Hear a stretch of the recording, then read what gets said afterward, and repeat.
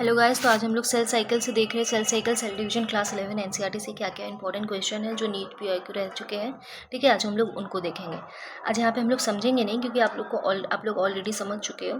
Exam बहुत ही नज़दीक है, इसलिए हम लोग जस्ट क्वेश्चन देखेंगे और मैं एक बार आपको बस इलाबोरेट कर दूँगी। ओके, फर्स्ट क्वेश्चन हमारा बनेगा सेल साइकिल क्या है। सेल साइकिल एक सिक्वेंशियल इवेंट होता है जहाँ पे सेल अपने जीनोम को डुप्लीकेट करते हैं और सिंथेसाइज करते हैं other constituent of the cell. जो सेल की रिक्वायरमेंट है, अदर कॉन्स्टिट्यूएंट्स है, सेल ऑर्गेनेल्स है, उसको फॉर्म करेंगे और अल्टीमेटली 2 डॉटर सेल में डिवाइड हो जाएंगे। तो ये क्वेश्चन बन सकता है। क्वेश्चन में आएगा सेल डिफाइन एज द 4 और उसके बाद आपको 4 ऑप्शंस दे देंगे, तो आपको ये ऑप्शन करेक्ट मार्क करके आना पड़ेगा। ठीक है, नेक्स्ट बनेगा हमारा सेल के कितने फेज़ है, इंटरफेज और एम फेज़। इंटरफेज को प्रिपरेटरी फेज़ भी बोला जाता है क्योंकि यहाँ पे सेल अपने आप को प्रिपेयर करते हैं सेल डिवीजन के लिए। और एम फेज़ क्या है, एक्चुअली सेल डिवाइड होता है जहाँ पे। ओके, ये होता है interphase which is long as compare to M phase and this is M phase. Okay, तो ये आपको ध्यान में रखना पड़ेगा। इंटरफेज में देखो G1 फेज़ है, S फेज़ है, G2 फेज़ और M फेज़ में है क्या, prophase, metaphase, anaphase, telophase, cytokinesis. Okay, cytokinesis में सेल का डिवाइड। अच्छा, हम लोग पढ़ेंगे आगे। ठीक है, और हम लोग को ध्यान में क्या रखना है, जो डायरेक्ट क्वेश्चन बनते हैं, बहुत रिपीटेटिव क्वेश्चन है ये। क्या ईस्ट का सेल साइकिल ड्यूरेशन क्या है, this is 90 minute and whereas human cell का सेल साइकिल ड्यूरेशन क्या है, 24 आवर। ये आपको ध्यान में रखना है, एक ये क्वेश्चन बनेगा। ठीक है,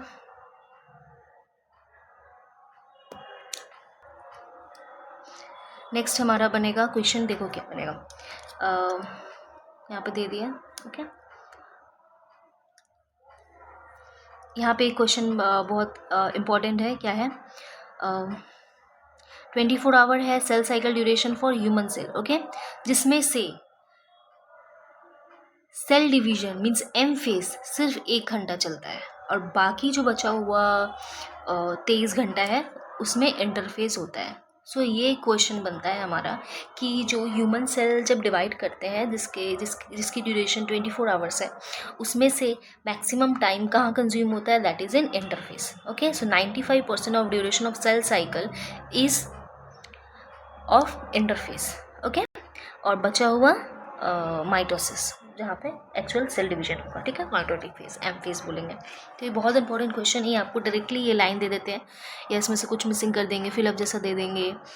ओके, 95% की जगह कुछ और दे देंगे या कुछ ऐसे पूछ लेंगे कि ज़्यादातर टाइम किस में इन्वेस्ट होता है during cell cycle in human division, in human cell.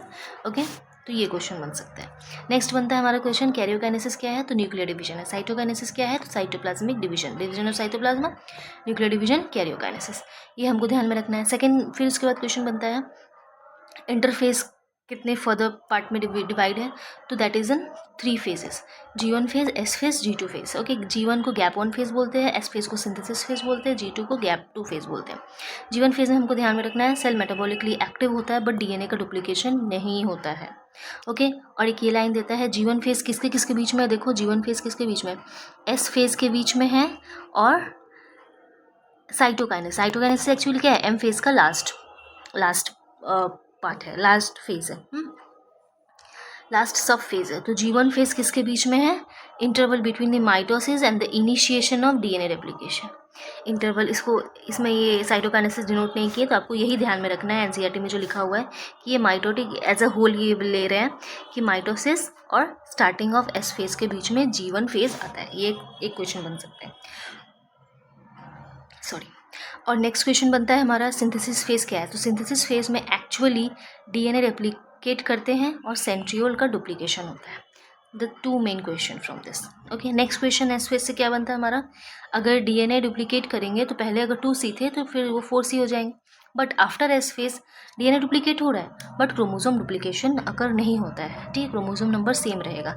तो ये क्वेश्चन बनता है whether the chromosome number will be double or remain same after S phase, तो answer is remain same। Okay, so S phase के बाद chromosome number same रहते हैं, chromosome number same रहते हैं बट DNA डुप्लीकेट हो जाते हैं। ठीक है, तो ये हमको ध्यान में रखना है। G2 फेज में क्या होता है, प्रोटीन सिंथेसिस होता है in preparation for mitosis where cell growth continue, so protein synthesis. Okay, आपको ध्यान में रखना है ये चीज़। थैंक यू इस पेज के लिए। ओके, नेक्स्ट में देखते हैं।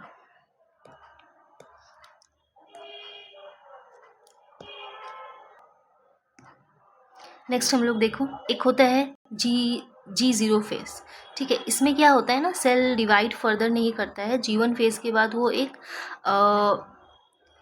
दूसरे फेज में चला जाता है, जिसको G0 फेज बोलते हैं। वहाँ पे सेल वो मेटाबॉलिकली एक्टिव होता है, बट वो डिवीजन में नहीं आगे फर्दर प्रोसेस करता है।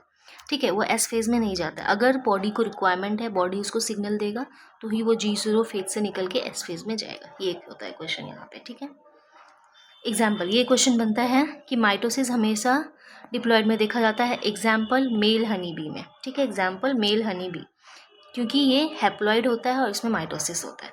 तो एक क्वेश्चन बनता है कि mitosis always occur in diploid, exception is what, male honey bee, because male honey bee is haploid cell whereas mitosis occurring. Okay, so this is the exception. Okay,